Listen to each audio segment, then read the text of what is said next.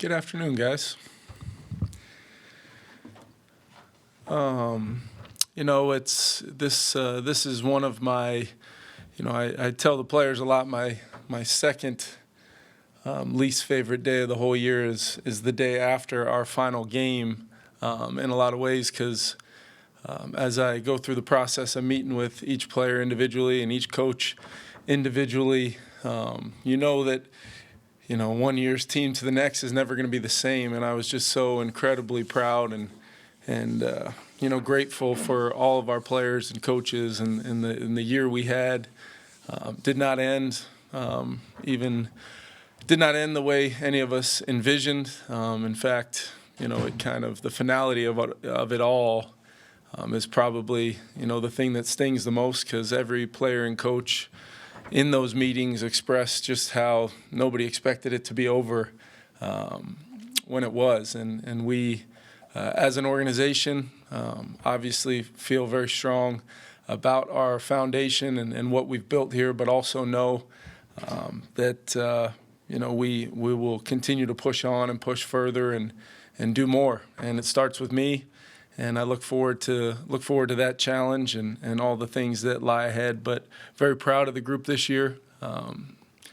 Just so many different unique aspects and stories to the team this year and our organization and kind of the path that it was leading to 14 wins and ultimately, only one team is gonna win their final game, and when you get into that single elimination tournament, and every team will walk away, realizing that we all need to do more and try to do the things that it takes and whatever it takes to get to that place where we can win that final game, because that is the ultimate goal.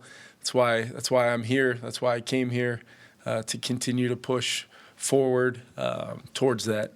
Definitely want to take a moment and just express the gratitude for all the people in this building, starting with our players, such a unique group, special group. My coaching staff, I believe, was and is one of one, in my opinion, in this league. Great group of coaches that I get to work with every single day. Kwesi and his staff that put in all the tireless hours, trying to help put together the best possible team that we can put together.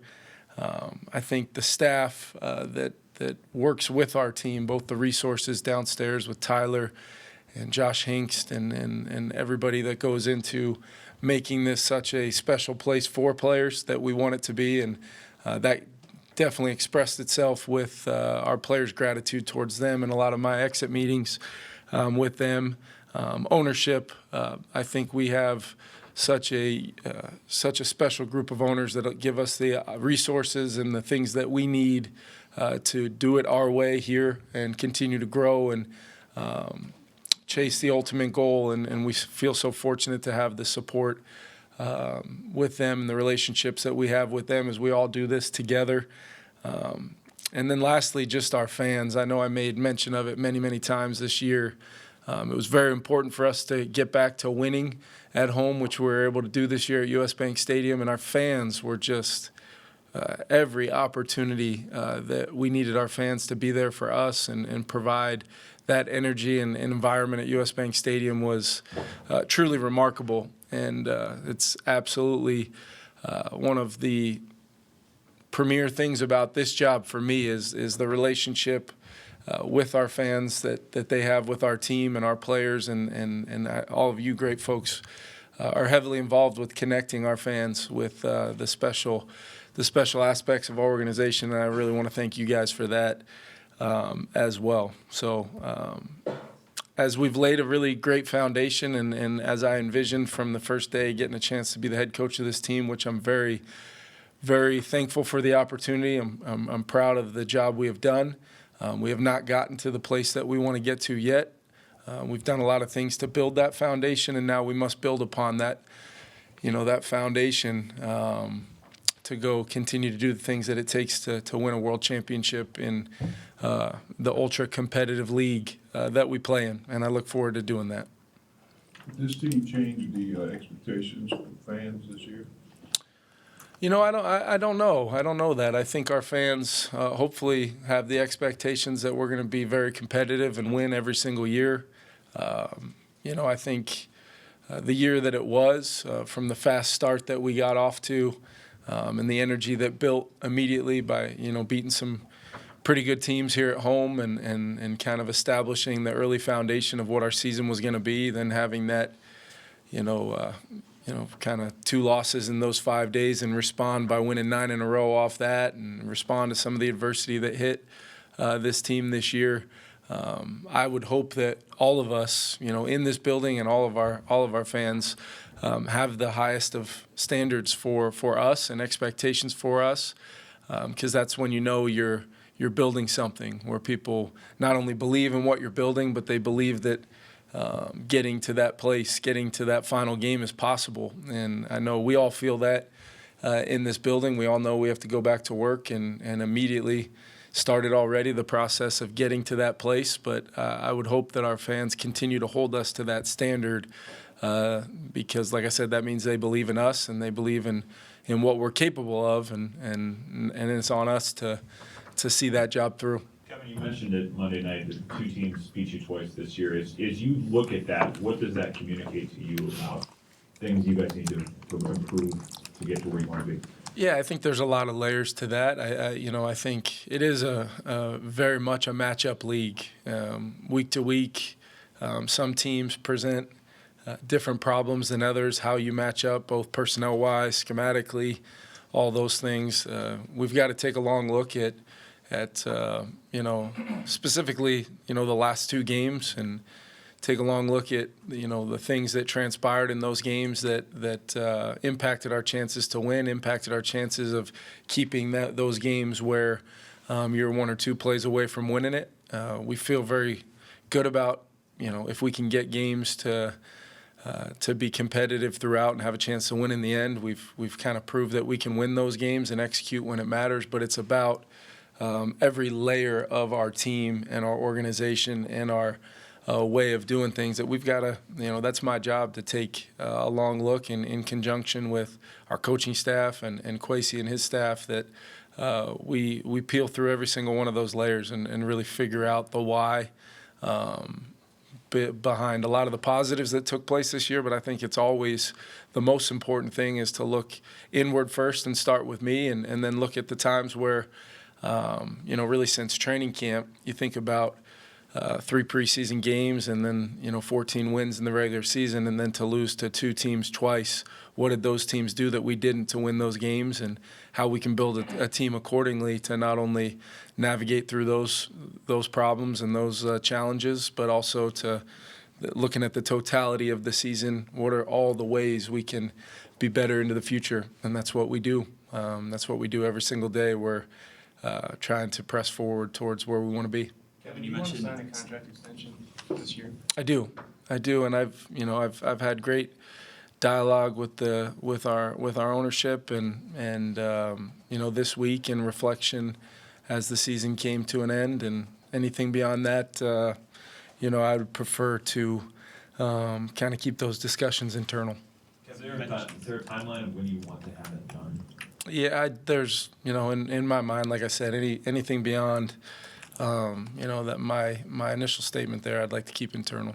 I mean, that said, there's been a lot of reports that there's quote-unquote tension, or that there's something that needs to be done or figured out before that process would finalize. And are you able to say whether that's accurate or not?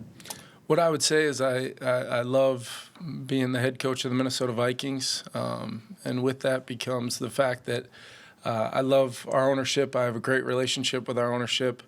And, feel so fortunate, like I said, not only just the way they support us and believe in us, but also, the impact they have on our players, on our locker room, and ultimately where we all want to go together. Feel very, very great about that. And, yeah. Kevin, you mentioned Sam's body of work as you've had time to look at it and reflect. Like, how do you balance the season that he had with what happened in those last 2 games? Yeah, I think, For me, like looking at Sam's body of work, I think Sam should be very proud about the season he put together from start to finish. He answered the bell day in and day out with his preparation, and really, I think he learned a lot about, what he can be in this league, and I think he proved to the whole league that he can play, a winning level quarterback, winning 14 games, really in the first year.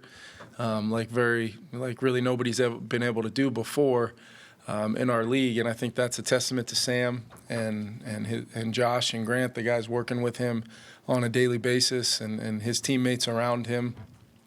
So I think, when I think about the year that Sam had, I envisioned him having that kind of year when we identified him as a guy that we wanted to add to this organization last year, and everything that took place after that was all a systematic process to help him play the best football of his career, which I think he did. And I'm really proud of Sam for that.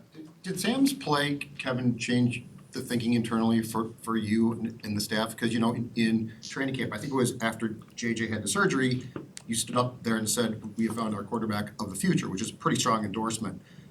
As Sam played well, did that change the potential starter for 2025 in your mind, or do you still see JJ as being your guy? Yeah, I think like when I said that in training camp about JJ, I think it was to make sure that everybody knew my perspective on what we had added via a first-round draft pick to our organization, which was, a guy we all believe in his future. We all believe he had already done some things to confirm a lot of the special aspects of what J.J. McCarthy had been as a player, at a very successful level at the collegiate level, but then also in a very short amount of time what we had deemed to be, he was absolutely on the right track. And at the same time, throughout that whole time, I do remember saying that, Sam was having a great training camp and doing a lot of the things that we hoped he would do on his kind of individualized approach to being at his best and playing the best football of his career. So I think all of those things, when I look at the quarterback position, I think we had a very strong quarterback room this year. At one point in time, I remember walking in there and seeing, 5 quarterbacks sitting in that room, all with the ability, in my opinion, to win games, all with the ability to play the position at a pretty darn high level, all at different times and points of their journey as quarterbacks in this league. So I think it's just it's a remarkable thing to have all those guys in the room, and how we build forward and how we put things together as we move into the future will be based upon what gives us the best chance to win, what gives us the best chance to put the best version of the Minnesota Vikings football team on the field. And I think it's way too early to, in that process to really identify exactly what that looks like. But we're going to go through every layer of it, Judd, and we're going to clearly decide that path that best helps us move forward to win games. How do you weigh those last 2 games for Sam, though? Like, they clearly were a struggle for the entire team. But, it was 16 pretty good games, a couple of clunkers. But then those, how do you weigh them correctly? Because it was certainly a deviation from what he had done for 16 games.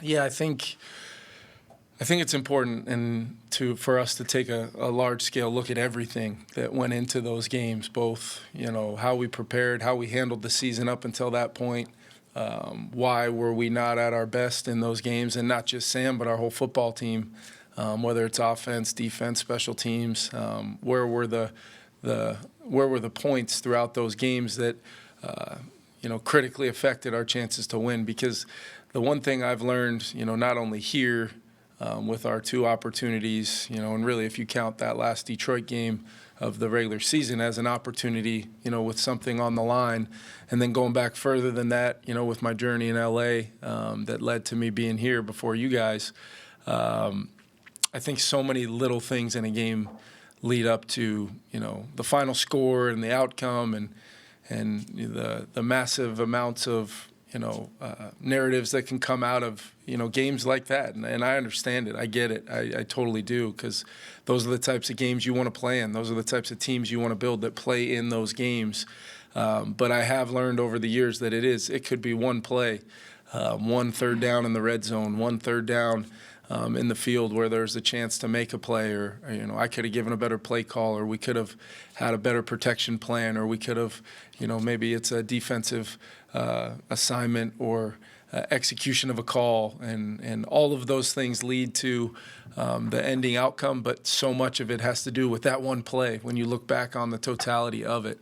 I think Sam did a lot of fantastic things. I think everybody around this league acknowledges the type of season Sam had. But as we kind of decompress and go through those games, which we'll do many, many times, probably too many times, to be honest, if I'm speaking totally of myself, the amount of times I've watched the tape of our last game already is